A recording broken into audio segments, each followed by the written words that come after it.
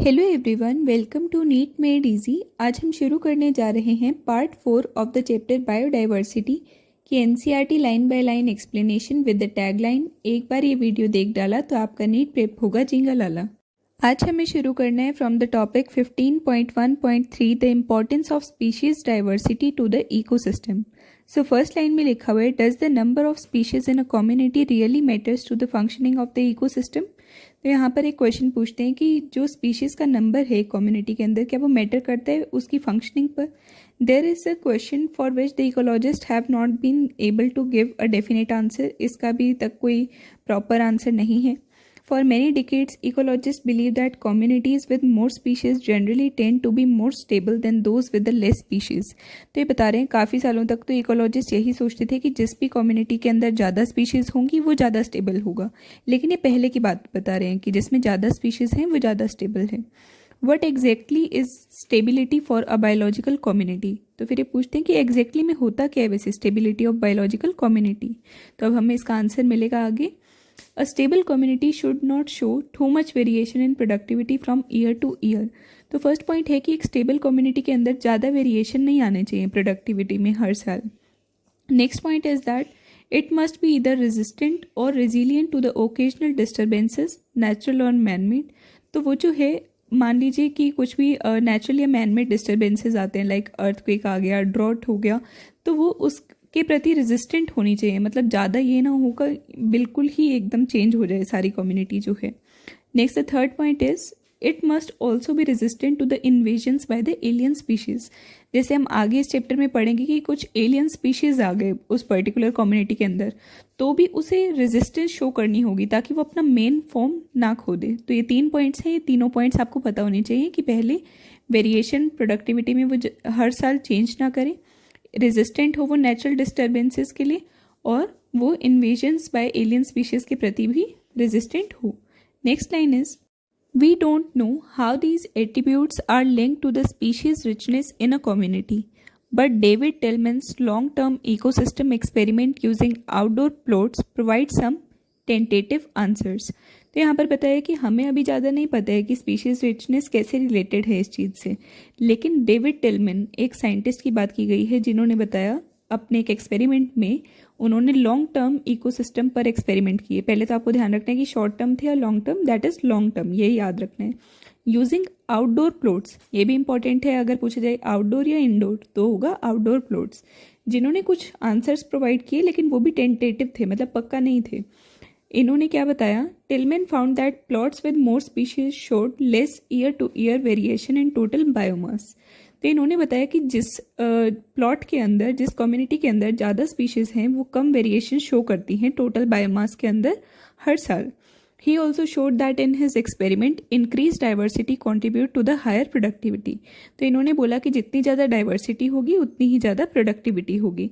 तो हमें दो चीज़ें पता चली कि ज़्यादा स्पीशीज़ हैं तो कम ईयर टू ईयर वेरिएशन होगी, और ज़्यादा इंक्रीज डाइवर्सिटी है तो हायर प्रोडक्टिविटी होगी। बाकी आपको साइंटिस्ट का नाम और लॉन्ग टर्म इकोसिस्टम और आउटडोर प्लॉट्स वर्ड पर ध्यान देना है। अब हम आते हैं नेक्स्ट लाइन पर। Although we may not understand completely how species richness contributes to the well being of an ecosystem, we know enough to realize that rich biodiversity is not only essential for the ecosystem health but imperative for the very survival of the human race on this planet।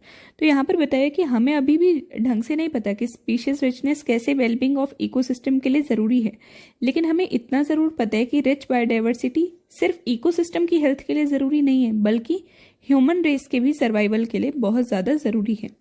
Next line is, at a time when we are losing species at an alarming pace, one might ask, does it really matter to us if a few species become extinct? तो ये बता रहे हैं कि एक बार सोचने की बात है कि जब स्पीशीज इतनी जल्दी जल्दी एक्सटिंक्ट हो रही हैं, मतलब ख़त्म हो रही हैं, तो क्या ये रियली मैटर करता है हमारे लिए कि अगर थोड़ी बहुत स्पीशीज एक्सटिंक्ट भी हो जाएं? Would Western Ghats ecosystem be less functional if one of the tree frog species is lost forever? बोलते क्या वेस्टर्न घाट्स के इकोसिस्टम कम फंक्शनल हो जाएंगे अगर वहाँ में से मान लीजिए एक फ्रॉग का स्पीशीज हमेशा के लिए ख़त्म हो गया? How is our quality of life affected if say instead of 20,000 we have only 15,000 species of ants on the earth? तो ये बता रहे हैं क्या सच्ची में लाइफ अफेक्ट होगी अगर 20,000 एंड स्पीशीज़ की बजाय 15,000 स्पीशीज़ ऑफ एंड्स हो जाएं। तो यहाँ पर ऐसा क्वेश्चन नहीं बनता, ये सिर्फ हम बता रहे हैं कि ऐसे ऐसे क्वेश्चंस होते हैं जो हमारे माइंड में आते हैं कि कैसे मतलब वो रिलेटेड है। Next line is there are no direct answers to such naive questions but we can develop a proper perspective through an analogy, the rivet popper hypothesis used by a Stanford ecologist Paul Ehrlich. तो यहाँ पर बता रहे हैं कि हमारे पास इन questions के कोई डायरेक्ट आंसर्स नहीं हैं, लेकिन हम इस चीज़ को एक प्रॉपर हाइपोथेसिस से समझ सकते हैं जिसका नाम है रिवेट-पॉपर हाइपोथेसिस। काफ़ी इंपॉर्टेंट है ये, और नीट के क्वेश्चंस में भी कई बार ये पूछा जाता है। और ये भी आपको याद रखना है कि ये किसने दिया था, ये दिया था एक स्टैनफोर्ड के इकोलॉजिस्ट ने जिनका नाम था पॉल एहलरिक। एहलरिक की स्पेलिंग पर भी ध्यान देना, कई बार इसमें भी कंफ्यूज किया जा सकता है। नेक्स्ट लाइन इज, अब हम पढ़ेंगे कि ये प्रॉपर हाइपोथेसिस है क्या, रिवेट-पॉपर हाइपोथेसिस का मतलब क्या है। In an airplane ecosystem all parts are join together using thousands of rivet species. तो अब यहाँ पर ना एग्जाम्पल दे के समझा रहे हैं, मतलब एग्जाम्पल देकर नहीं, ये हाइपोथेसिस ऐसे ही था। तो यहाँ पर बोल रहे हैं कि एक एयरप्लेन में, जिसे कि हम एक्चुअली में क्या कंसीडर कर रहे हैं कि एयरप्लेन क्या है, इकोसिस्टम वैसे मानना है आपको। तो एयरप्लेन के सारे हिस्सों को कैसे ज्वाइन किया गया होता है, काफ़ी सारे रिवेट से, जिन्हें हम स्पीशीज़ मान सकते हैं। अब देखो इकोसिस्टम में भी आप मानो स्पीशीज़ से मिलकर ही तो इकोसिस्टम बनता है, तो उसी तरीके से बताया हुआ है कि थाउजेंड्स ऑफ रिवेट्स बनाते हैं एक एयरप्लेन को। If every passenger traveling in it starts popping a rivet to take home, causing a species to become extinct, it may not affect flight safety, that is proper functioning of the ecosystem initially. तो यहाँ पर बोलते हैं कि अगर हर एक passenger जो भी उस एयरप्लेन में बैठा हुआ है वो एक एक रिवेट को निकालने लग जाए जब वो घर पे जा रहा है, तो वो ज़्यादा जो फ्लाइट की सेफ्टी है उस पर इफेक्ट नहीं डालेगा। और फ्लाइट की सेफ्टी क्या डिनोट करेगी यहाँ पर, proper functioning of the ecosystem. लेकिन वो अफेक्ट कब नहीं डालेगा, initially.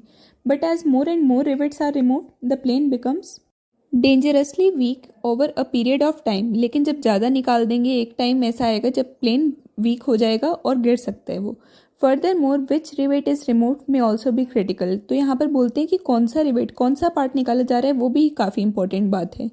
Loss of rivets on the wings, जिसको बोला गया की species that drive the major ecosystem functions, is obviously a more serious threat to the flight safety than loss of a few rivets on the seats of the windows inside the plane. तो यहाँ पर बोल रहे हैं कि कुछ ऐसी चीज़ें होती हैं, जैसे अगर कोई विंग्स वाले रिवेट्स को हटाए तो बिल्कुल ही सीधा एकदम एयरप्लेन जो है वो डिसबैलेंस होकर गिर जाएगा। लेकिन अगर मान लीजिए हम सीट्स के पार्ट्स को हटा रहे हैं तो मेन फंक्शन पर तो उसका कोई ज़्यादा इफेक्ट नहीं पड़ रहा है ना एयरप्लेन की फंक्शनिंग पर। तो यहाँ पर ये चीज़ समझाने की कोशिश की जा रही है कि कुछ ऐसी की स्पीशीज़ होती हैं जो कि इकोसिस्टम के फंक्शंस को डिटरमाइन करती हैं और मेजर फंक्शंस वो परफॉर्म करती हैं। उन्हें हम हटाएंगे तो इकोसिस्टम पूरा ख़राब हो जाएगा। और आपको जो यहाँ 3 चीज़ें ध्यान रखनी है कि पहले तो ये किसने दिया, हाइपोथेसिस का नाम क्या है, साइंटिस्ट किस जगह के थे, साइंटिस्ट क्या थे, फिर ऊपर से एयरप्लेन किसे डिनोट करता है, इकोसिस्टम को, रिवेट स्पीशीज़ को, flight safety, proper functioning of ecosystem को, और कौन सी रिवेट्स का लॉस मेजर इकोसिस्टम के फंक्शंस को डिटरमाइन करते हैं की स्पीशीज़। तो अगर वो हटा दिए जाएंगे तो पूरा का पूरा इकोसिस्टम खराब हो जाएगा। ये सारी चीज़ों पर आपको ध्यान देना है इसमें। अब हम आते हैं नेक्स्ट टॉपिक पर, that is 15.1.4 loss of biodiversity. So first line is, while it is doubtful if any new species are being added through speciation into the earth treasury of species, there is no doubt about their continuing losses. कि कोई भी species अगर add करी जा रही है अर्थ पर speciation के प्रोसेस के थ्रू, तो कोई भी डाउट नहीं है कि वो स्पीशीज़ कभी लॉस नहीं होगी, वो लॉस भी होगी। The biological wealth of our planet has been declining rapidly and the accusing finger is clearly pointing to the human activities. तो यहाँ पर बता रहे हैं कि बायोलॉजिकल वेल्थ जो है हमारे प्लैनेट अर्थ की, वो दिन प्रतिदिन घटती जा रही है, और इसका मेन जो कारण है वो हमें भी पता है कि human activities. The colonization of the tropical Pacific islands by the humans is said to have led the extinction of more than 2,000 species of the native birds. तो यहाँ पर बता रहे हैं कि जब colonization हुई ट्रॉपिकल पैसिफिक आइलैंड्स पर, जब ह्यूमंस वहाँ रहने लगे और सेटल करने लगे अपने आप को, तो 2000 स्पीशीज़ से भी ज़्यादा जो बर्ड्स थे, वहाँ के नेटिव बर्ड्स जो थे, वो एक्सटिंक्ट हो गए, मतलब ख़त्म हो गए। Next line is, the IUCN red list 2004 documents the extinction of 784 species, including 338 vertebrates, 359 invertebrates, and 87 plants in the last 500 years. तो यहाँ पर बताते हैं कि जो IUCN की रेड लिस्ट है 2004 की, उसने डॉक्यूमेंट करे मतलब लिखा कि 784 स्पीशीज़ जो हैं वो लास्ट 500 ईयर्स में एक्सटिंक्ट हो चुकी हैं, परमानेंटली ख़त्म हो चुकी हैं। और इसमें 784 स्पीशीज़ में भी सारा बताया कितने वर्टिब्रेट्स थे, कितने इनवर्टिब्रेट्स और कितने प्लांट्स। ये भी आपको याद होने चाहिए कि कौन कितने थे, क्योंकि NCERT में दिया हुआ है तो आपको सारी वैल्यूज़ याद होनी चाहिए। Some examples of the recent extinctions include the dodo from Mauritius, quagga from Africa, thylacine from Australia, Steller sea cow from Russia, and 3 subspecies Bali, Javan, Caspian of tiger. तो यहाँ पर हमें कुछ रिसेंट एक्सटिंक्शंस के नाम बताए गए, तो आपको ये अच्छे से याद होने चाहिए कि कौन से जो स्पीशीज़ है वो कहाँ से एक्सटिंक्ट हुई। मान लीजिए मैं आपसे पूछती हूँ कि थाइलासीन कहाँ से एक्सटिंक्ट हुआ, तो वो एक्सटिंक्ट हुआ ऑस्ट्रेलिया से। डोडो कहाँ से हुआ, मॉरिशस से। क्वैगा कहाँ से हुआ, अफ्रीका से। स्टीलर सी काउ कहाँ से हुआ, रशिया से। या ये दूसरी तरीके से पूछ सकती हूँ कि मॉरिशस से क्या चीज़ एक्सटिंक्ट हुई, तो आपको बताना होगा डोडो। और 3 सब स्पीशीज ऑफ टाइगर के भी आपको नाम याद होने चाहिए, that is Bali, Javan and Caspian. Next line is the last 20 years alone have witness the disappearance of 27 species. ये बता रहे हैं कि अकेले पिछले 20 साल के अंदर ही 27 स्पीशीज एक्सटिंक्ट हो चुकी हैं। Careful analysis of the records shows that extinctions across taxa are not random. Some groups like amphibians appear to be more vulnerable to extinction.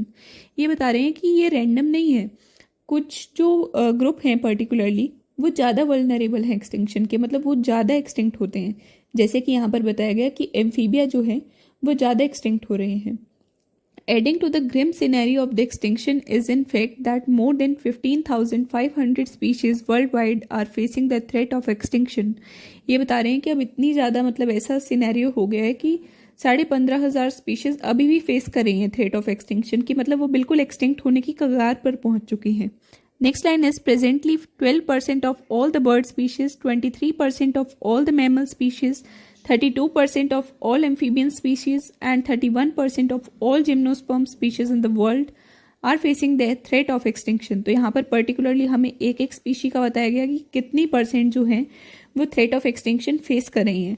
मतलब कि जैसे टोटल जितने भी बर्ड स्पीशीज़ हैं उनमें से 12% जो हैं वो एक्सटिंक्ट होने वाली हैं। तो हमें देख लीजिए मतलब कितना इकोसिस्टम को बचाने के लिए काम करना चाहिए, है ना। So next line is from a study of the history of life on Earth through the fossil records, we learn that large-scale loss of species, like the one we are currently witnessing, have also happened earlier, even before humans appeared on the scene. तो यहाँ पर बताने कि बहुत सारी species पहले भी disappear हो चुकी हैं, इवन ह्यूमंस जब अपियर हुए उससे पहले भी, ये हमने फॉसिल रिकॉर्ड्स में पढ़ा है। Next line is during the long periods greater than 3 billion years since the origin and diversification of life on the earth, there were 5 episodes of the mass extinction of the species. तो पहले तो हमें time period बताया गया कि एक तरीके से यहाँ पर बताया कि ओरिजिन और diversification of life on the अर्थ कब हुआ था, greater than 3 billion years ago. तो तब से लेकर अब तक 5 एपिसोड्स ऑफ मास एक्सटिंक्शन हो चुके हैं। Next line is how is the 6th extinction presently in progress different from the previous episodes. तो यहाँ पर बताते हैं कि अब जो 6th एक्सटिंक्शन होने वाला है तो वो किस तरीके से बाकी के एपिसोड से अलग है। मेन बात तो ये है कि जो भी 6th एक्सटिंक्शन होगा वो एंथ्रोपोजेनिक होगा, मतलब ह्यूमन की एक्टिविटीज़ की वजह से होगा।